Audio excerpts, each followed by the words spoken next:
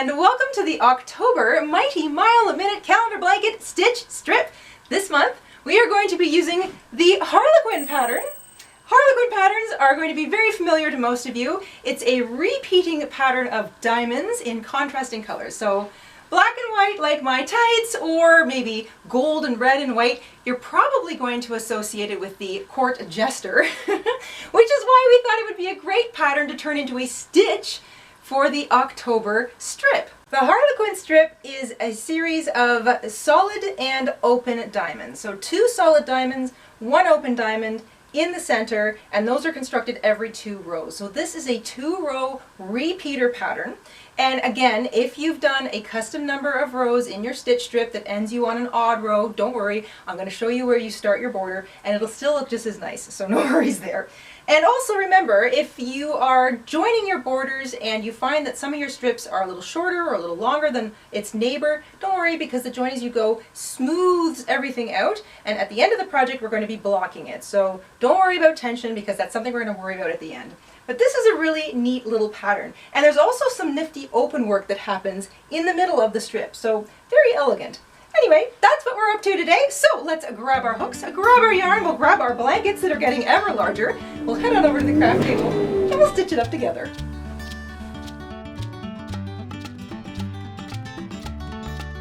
Please visit our shop and purchase a pattern. It helps support our show, and we'll put a link to our shop in the description box down below. In order to make our October strip, you want 2 colors, again the same weight and the same fiber as the yarns you've been using so far in your Mighty Mile a Minute blanket.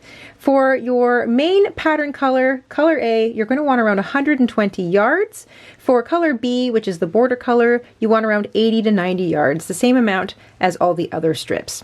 You want a pair of scissors, a yarn needle, a couple of stitch markers could be handy to help keep track of the number of rows you've done, and we're using the same hook as last time, a 5.5mm hook, also known as an I or a 9 in the US, a 5 in the UK. And once you've got all that together, we can get started. We're going to start with a slip knot. And we're going to chain 14 to begin.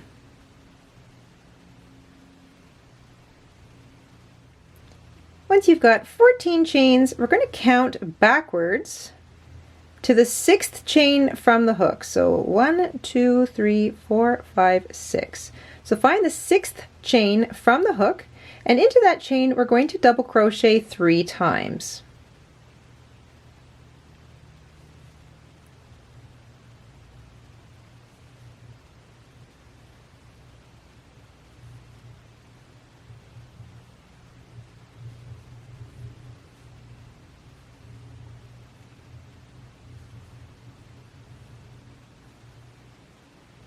So that's 3 double crochet into the 6th chain from the hook.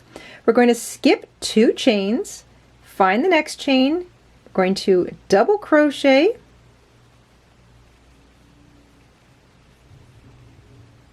chain 3, and double crochet into the same chain.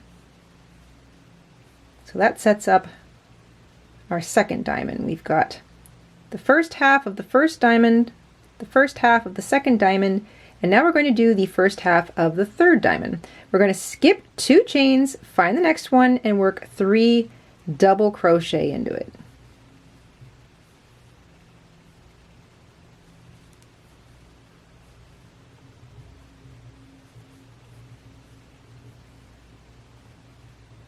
You'll have 2 chains left, skip the next chain and double crochet into the last chain. So that's the first row of the pattern established.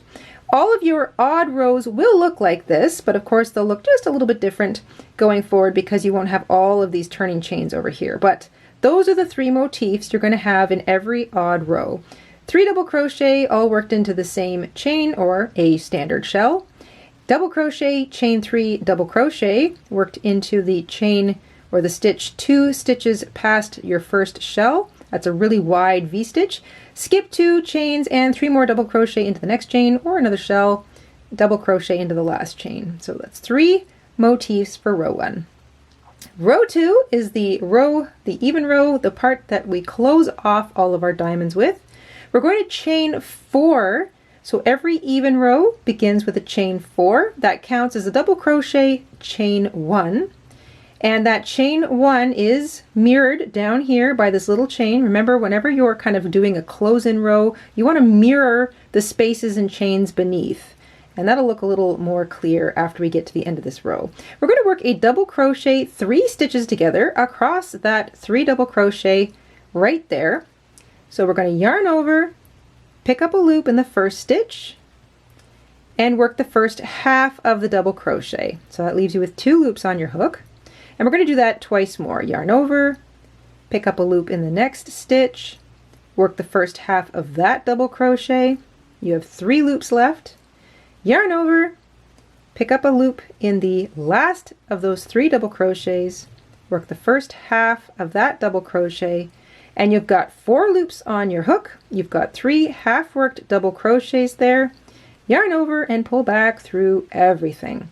And that closes in diamond number 1. So your diamond has a little point up here and a little point up here. We're going to chain 3 into this lovely big space down here. We're going to single crochet, and that is going to pull up on that space and create our middle diamond. Lovely little diamond shape, right like there. Chain 3, and now we want to close in the 3rd diamond. So we're going to do another double crochet 3 stitches together, yarn over, pick up a loop, yarn over, work the first half of that double crochet, and do it twice more.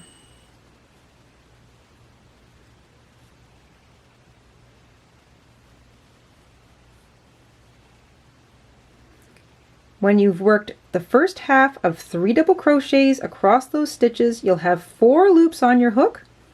Yarn over, pull back through everything, and that closes in the last diamond.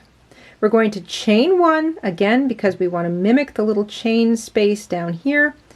And you're going to skip over to the 2nd chain away because you've got what will eventually be, I'm sorry, you're not going to do that. You're going to double crochet right into the next chain.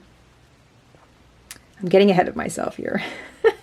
So double crochet into the top of the turning chains. That's right next to that last double crochet from the previous row. So just getting ahead of myself a little bit. But there we go. That 2 little row repeater now complete. You have a solid diamond, an open diamond, and a solid diamond all worked across that lovely little 2-row repeater. All right, let's do a couple more rows together. Every odd row begins with a chain 3. That chain 3 counts as a double crochet, and you want to look for the top of that double crochet 3 stitches together, which is this guy here. So if you pull it apart a little bit, you'll see that it wants to open up a little. That's the stitch you're looking for. The other thing you can do is count over 3. 1, 2, 3. So this first stitch, the top of that double crochet, is used with these 3 chains because that counts as a double crochet. Then there's 1 stitch that you skip. Again, you want to create a little space down here, and it would be the next stitch you work into. So you can count over to the 3rd stitch or just look for the top of that big motif from the previous row. 3 double crochet into it.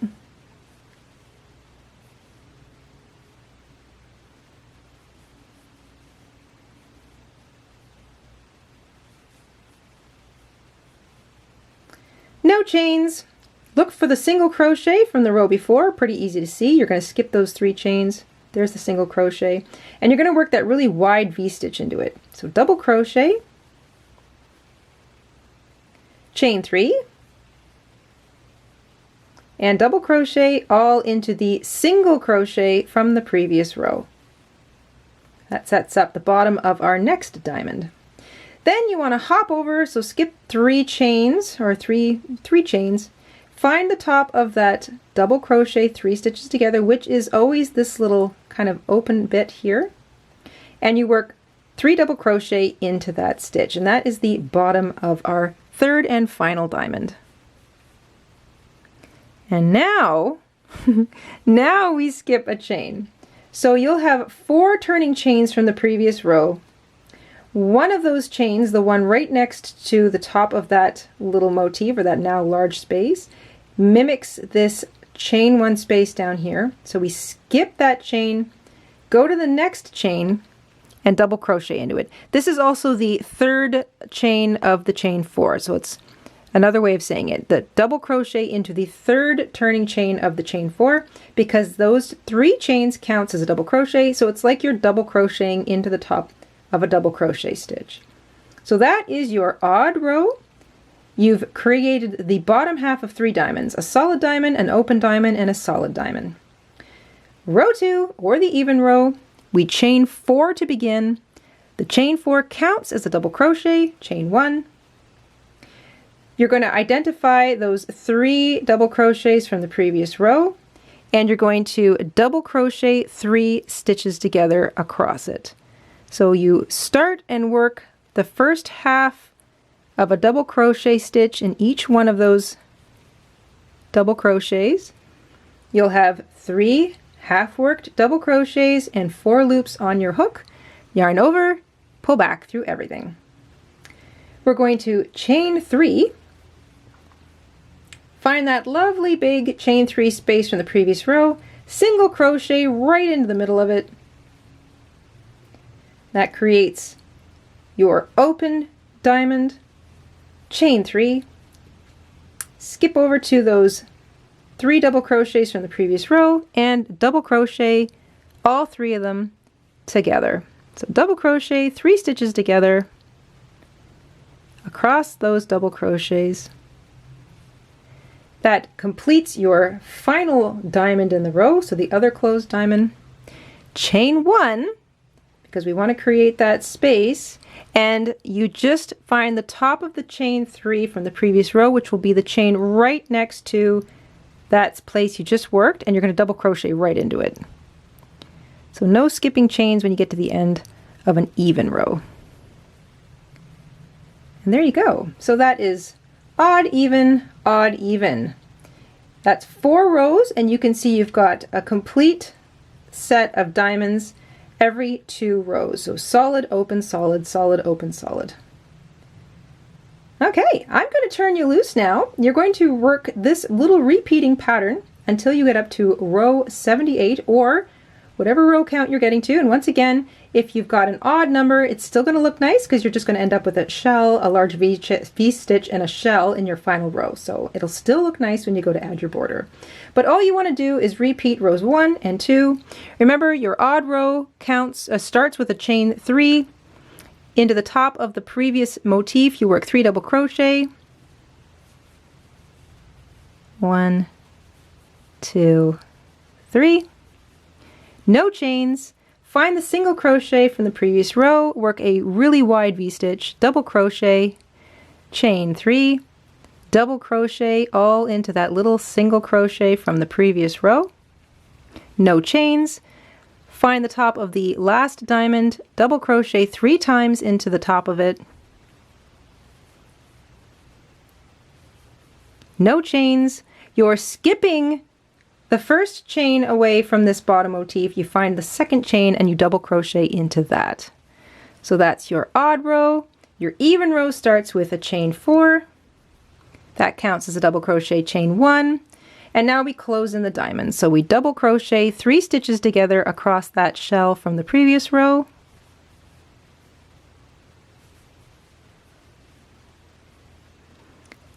Chain 3. Find that nice big space, single crochet into the middle of it.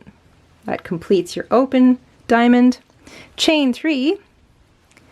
And double crochet 3 stitches together across that last shell to close in your 3rd diamond. No chains on the end. I'm sorry, you do chain 1 on the end, you're just not skipping any down here. So you chain 1 away from the double crochet 3 stitches together, you're just not skipping any down there. So you want the 1 chain up top, you're not skipping any down below. And that is your odd, even, odd, even, odd, even. And that's the Harlequin stitch. Okay, I'll turn you loose and I'll see you at the end of row 78.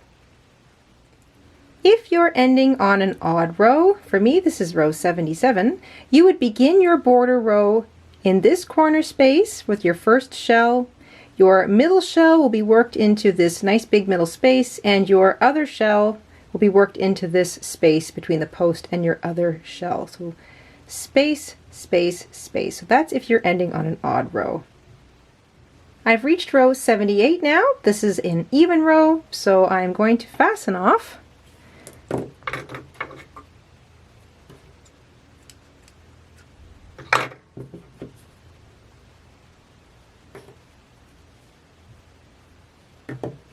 I was using stitch markers to keep track of all my rows so that I was able to measure them all quickly. So that's 78 rows I fastened off. I'm going to take a moment now to take my yarn needle and weave my tails in. So I like to come down the edge, say, of my last double crochet stitch and just weave it in through some of the stitches and loops of that last row. I'm going to go all the way across, and then I'm going to double back if I need to. Doesn't look like I do. So that's one, and then I'm going to do the bottom as well. It's border time. So we're going to grab our border color and start with a slip knot on our hook.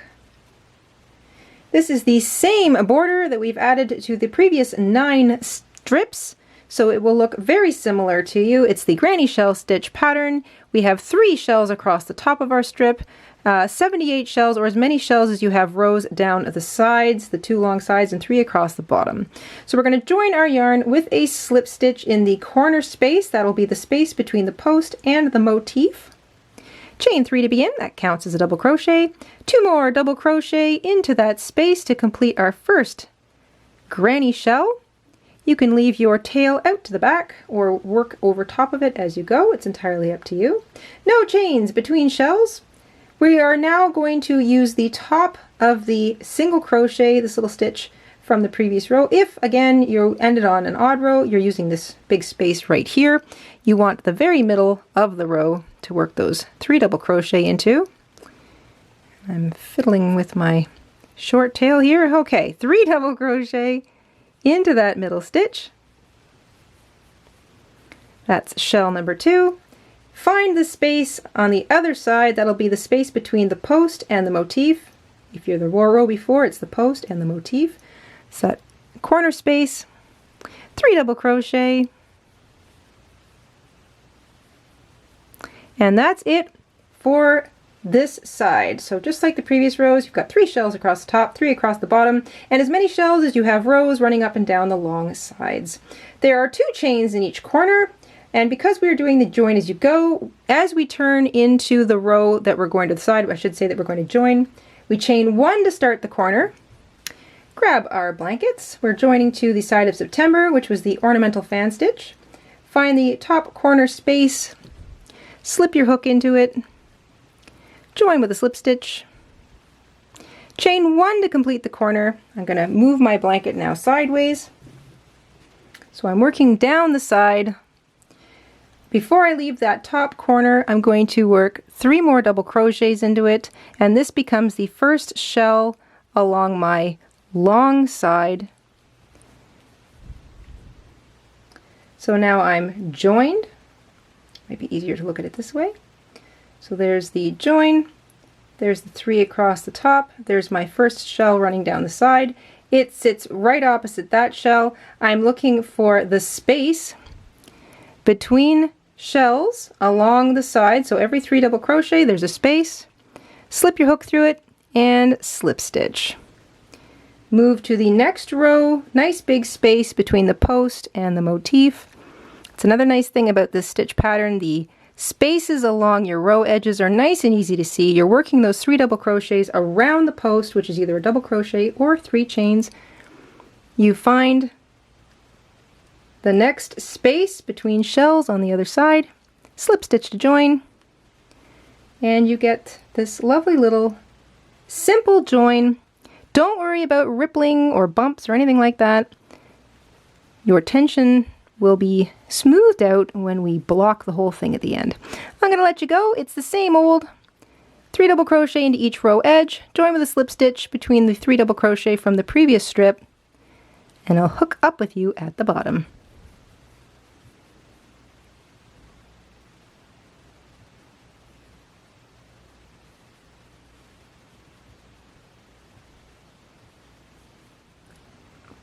That's 3 double crochet or 1 shell worked into each row edge down the side and slip stitched to join between shells on the other blanket.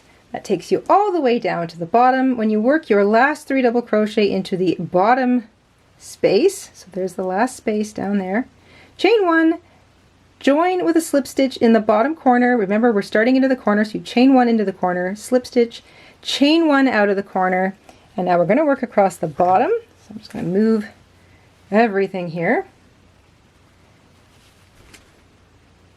There are 3 shells across the bottom, 1 in this corner space, 1 in this corner space, and 1 in the very bottom of that open diamond. So you're going to find the little bottom of that. But before we do that, 3 double crochet to start off the bottom of the strip here. So 3 double crochet in that same space, and now that's our corner neatly turned, and we're across the bottom.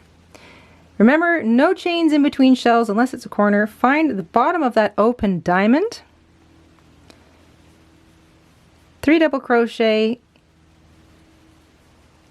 into the bottom of that diamond,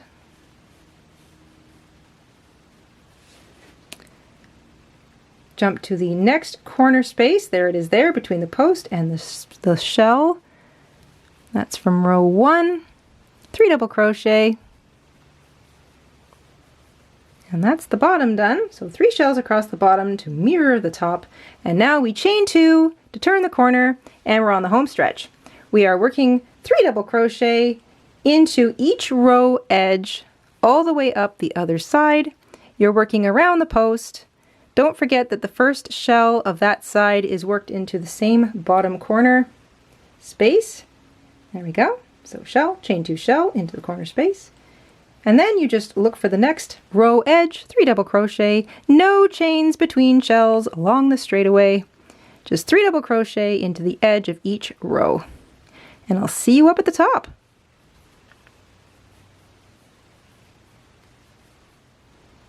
That's 3 double crochet in the edge of each row all the way up to the top.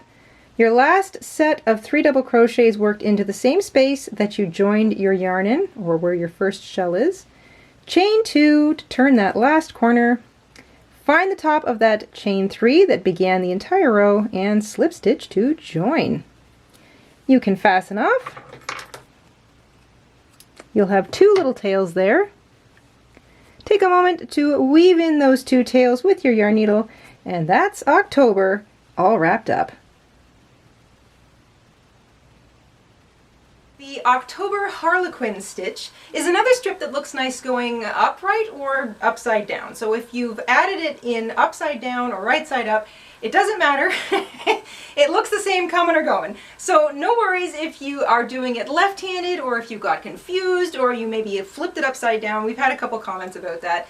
And also, any of the strips in this series are really pretty going up or down, so don't worry about it. And it's also your blanket, so whether you put them in different orders, or you add a couple of the same pattern in, or whatever you want to do, maybe you want to make it wider and add a few extra strips, do a whole year all over again, it's entirely up to you. Anyway, that is the Harlequin stitch. We hope you enjoyed stitching it up along with us this week, and we will see you soon here on the Jayda InStitches show. Until then, stay safe, stay crafty, stay cozy, and we'll see you soon. Bye everybody!